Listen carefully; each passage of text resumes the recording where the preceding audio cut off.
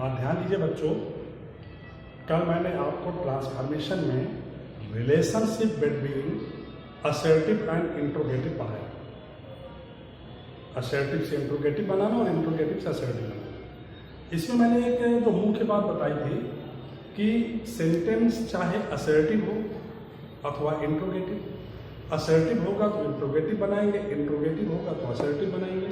तो सेंटेंस चाहे असर्टिव हो अथवा इंट्रोगेटिव, आपस में ट्रांसफॉर्म करते समय, यानी असर्टिव से इंट्रोगेटिव बनाते समय, इंट्रोगेटिव से असर्टिव बनाते समय, यदि वाक्य अफर्मेटिव बेस में है तो उसको निगेटिव कर देंगे, यानी नॉट का प्रयोग कर देंगे।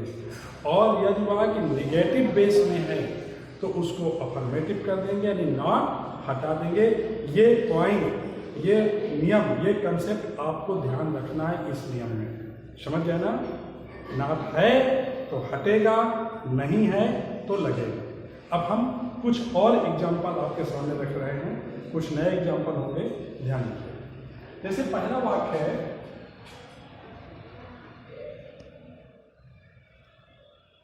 कि the teacher asked Mohan to be a good boy। जैसे ये सेंटेंस है, अध्यापक ने मोहन से अच्छा लड़का बनने को कहा। अब ये सेंटेंस है, असर्टिव है। अब इसको हमें इंट्रोगेटिव में चेंज करना है। वाक्य में कहीं भी देखिए नॉट का प्रयोग नहीं है, तो जब इंट्रोगेटिव हम बनाएंगे तो इसमें नॉट का प्रयोग करेंगे। और हम देखेंगे वाक्य हमारा किस टेंस में है, जिस टेंस में है उसकी हेल्पिंग वर्ब हम बाहर ले आएंगे। देखिए आस्क्ड वर्ब की सेकंड फॉर्म लगी है, तो यहाँ पर पास्ट इंडिफिनिट टेंस हुआ। Past indefinite helping verb did होती है, तो हम डिड को बाहर ले आएंगे, तो हो जाएगा डिड द टीचर। और जब डिड लग गया तो यहाँ पर फर्स्ट फॉर्म आस्क्ड मोहन, लेकिन नॉट लगाना है, नॉट है नहीं, तो डिड द टीचर, यहां पर नॉट लग जाएगा, नॉट आस्क्ड मोहन, आगे to be a good boy, question. यानी सेंटेंस बन गया did the teacher not ask Mohan to be good boy. यानी एक पॉइंट आपको ध्यान देना है कि अगर वाक्य में नॉट का प्रयोग है तो हटेगा, नहीं है तो लगेगा। निगेटिव है तो अफर्मेटिव होगा, अफर्मेटिव है तो निगेटिव होगा, इतना ध्यान देना। तो वाक्य समझ गया कि did the teacher not ask Mohan to be a good boy. क्या अध्यापक ने मोहन को अच्छा लड़का बनने के लिए नहीं कहा था? ये समझिए। अब देखिए एक सेंटेंस हम और दे रहे हैं। जैसे दूसरा एग्जाम्पल है, he can never forget my kindness। यानी वो मेरी उदारता, मेरी दयालुता को कभी नहीं भुला सकता। अब इस वाक्य को कैसे हमें बनाना है? कल मैंने बताया था कि जिस वाक्य में नेवर लगा होगा, नेवर का मतलब नॉट प्लस एवर, तो नॉट हटेगा, एवर बचेगा। और ये दो तरह से वाक्य बनता है, दोनों में बता रहा हूँ। कल भी बताया इस टाइप के एग्जाम्पल। सेंटेंस हो जाएगा कैन को बाहर गया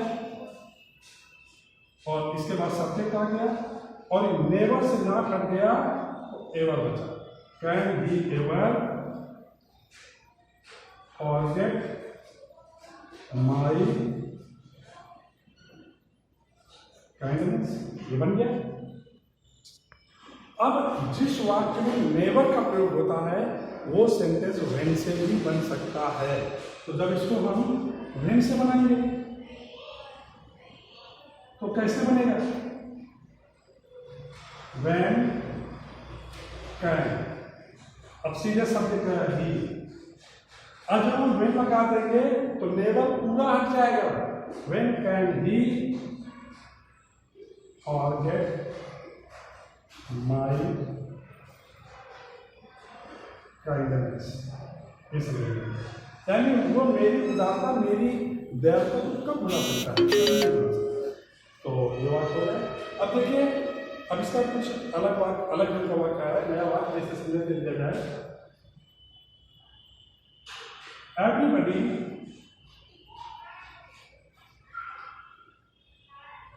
लाइक्स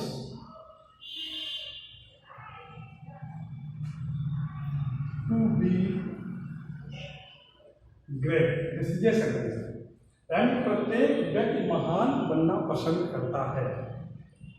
अब जैसे इसको हमें बनाना है तो एक चीज समझ लीजिएगा कि एक ऑप्शन तो आपके सामने है हेल्पिंग वर्ब वाला, कि जिस टेंस में वाक्य उसकी हेल्पिंग वर्ब बाहर लाइए, अंदर नॉट है तो हटाइए, नहीं है तो लगाइए। दूसरा, अगर कोई सेंटेंस एवरीबडी से, एवरीवन से, नो वन से, नोबडी से, इनसे शुरू होता है तो उसका इंट्रोगेटिव हु से भी बनता है, लेकिन नॉट का ध्यान रखना है। अब जैसे ये वाक्य है कि everybody likes to be great, प्रत्येक व्यक्ति महान बनना पसंद करता है। अब इसको जब हम बनाएंगे तो कैसे बनेगा? एक तो हेल्पिंग वर्ब, देखिए लाइक्स प्रेजेंट इंडेफिनिट है तो यहाँ डज पहले आ जाएगा, और जब वाक्य इंट्रोगेटिव या निगेटिव हो जाएगा तो एवरीबडी एनीबडी में कन्वर्ट हो जाएगा, यानी एवरी और सम एनी में बदल जाता है। तो डज एनीबडी। अब देखिए नॉट नहीं है तो नॉट लगेगा।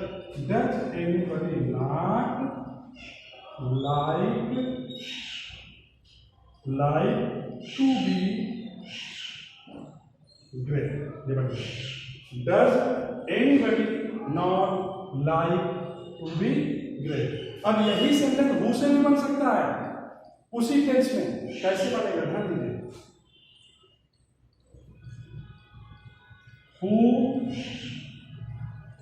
डज नॉट लग गया, who does not like to be great, ये बन गया। इसका मतलब है क्या कोई व्यक्ति महान नहीं बनना पसंद करता है, और इसका मतलब है महान बनना कौन नहीं पसंद करता है, यानी एवरीबडी, सब पसंद करते हैं। तो एक बार फिर से, अगर कोई sentence everybody, everyone, anyone, nobody, none से शुरू है तो उसका इंट्रोगेटिव हु से ही बनेगा, और हेल्पिंग वर्ब से तो बनेगा ही। एक बार इसका नाम दे रहे हैं, देखिए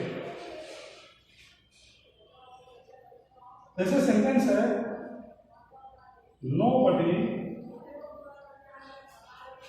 would like to be slave, यानी गुलाम बनना कोई नहीं पसंद करेगा, दास बनना कोई नहीं पसंद करेगा। अब इस वाक्य में देखिए नोबडी का मतलब होता है नॉट प्लस एनीबडी, नॉट पहले से लगा है, तो जब हम इसका इंट्रोगेटिव बनाएंगे तो इंट्रोगेटिव में नॉट हट जाएगा। तो एक हेल्पिंग वर्ब उसका प्रयोग करके तो बनाएंगे। तो वुड को इधर ले आए तो होगा वुड। अब ये नोबडी है, नोबडी से नॉट हटाया, क्या बचा? एनीबडी। तो would anybody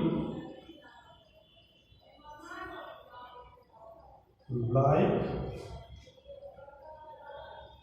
to be slave, क्या कोई गुलाम बनना पसंद करेगा? ये मतलब would anybody like to slave. देखिए नॉट कर दिया। अब यही सेंटेंस अभी भी बनने लगा, हु से भी बनता है। कैसे बनेगा? देखिए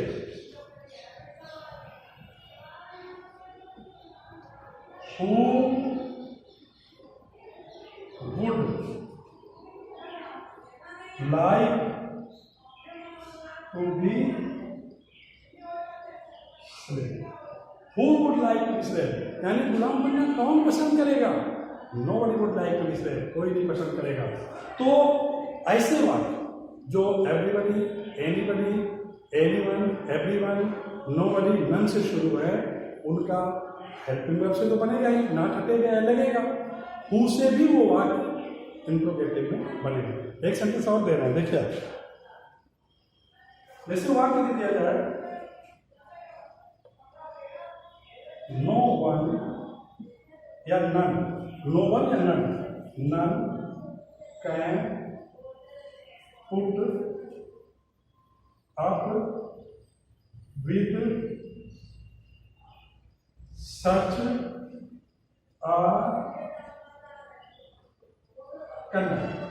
इसका मतलब है इस प्रकार का आचरण कोई नहीं सहन कर सकता है। पुट अप विद एक इडियम से, इसका मतलब होता है टॉलरेट, बियर, सहन करना। तो no one can put up with such a conduct, इस प्रकार का आचरण कोई नहीं सहन कर सकता है। तो अब इसका इंट्रोगेटिव में बनाना है। अभी बताया था everyone, anyone, everybody, anybody, nobody, none, इनसे अगर वाक्य शुरू होता है तो एक तो हम मुंह से बना सकते हैं, पहले मुंह से बना रहा है। तो एक चीज ध्यान दीजिए, अगर कोई सेंटेंस सीधा सीधा, अगर कोई सेंटेंस नन अथवा नोबडी से शुरू हो, नन अथवा नोबडी से शुरू हो, तो उसका इंट्रोगेटिव बनाते समय केवल नन या नोबडी के स्थान पर हु का प्रयोग कर दो, बाकी से उतार दीजिए, इंट्रोगेटिव हो गया। तो ये देखिए नन से शुरू हो रहा है तो हम हु लगा दिया, हु, बाकी से उतार दिया। Who can put up with such a conduct, यानी इस प्रकार का आचरण कौन साइन कर सकता है? No one can put up with such a conduct, कोई नहीं साइन कर सकता। और एक ऑप्शन आपका खुला हुआ है, कौन सा? Helping verb. हेल्पिंग वर्ब से कोई भी कैसा भी कहीं भी वाक्य होगा, वो हर वाक्य हेल्पिंग वर्ब से तो बनेगा ही बनेगा। ध्यान देना है, नॉट है तो हटेगा, नहीं तो लगेगा। तो इसको जब हम एक और बनाएंगे इसका, तो कैन को बाहर लाए और नो वन से नॉट हटाया तो बचा एनीवन। कैन एनीवन, इंट्रोगेटिव हो रहा है, तो can anyone put up with such a conduct। इसका मतलब क्या कोई इस प्रकार का आचरण सहन कर सकता है? कोई नहीं सहन कर सकता। तो एक हेल्पिंग वर्ब से बना दिया can anyone put up with such a conduct, और एक who can put with action. तो एक बार मैं फिर से बता रहा हूं, ध्यान दीजिए कि अगर कोई sentence everybody, everyone, nobody, none, anyone, इनसे शुरू होता है। Everyone, everybody, anyone, none, nobody, anyone, इनसे शुरू होता है, तो उसका इंट्रोगेटिव हु से बन जाएगा। नॉट है तो हटेगा, नहीं तो लगेगा। दूसरी चीज, अगर कोई सेंटेंस नन या नोबडी से शुरू होता है, उसका इंट्रोगेटिव हेल्पिंग वर्ब से तो बनाएंगे, उसका इंट्रोगेटिव अगर हु, नन या नोबडी के स्थान पर हु का प्रयोग कर देंगे तो सेंटेंस इंट्रोगेटिव हो जाएगा। ठीक है, ये असर्टिव से इंट्रोगेटिव अभी आपने बनाना सीखा। कल हम आपको इंट्रोगेटिव से असर्टिव बनाना सीखेंगे। रिलेशन पढ़ रहे हैं, असर्टिव से इंट्रोगेटिव, इंट्रोगेटिव असर्टिव। तो इससे रिलेटेड वाक्य कल भी मैंने कई प्रकार के वाक्य बताए थे, आज भी मैंने डिफरेंट टाइप्स आपको वाक्य बताए हैं। इससे रिलेटेड वाक्य लगभग 2 एक्सरसाइज है आपके बुक में, उनको करिएगा। ठीक है, ओके।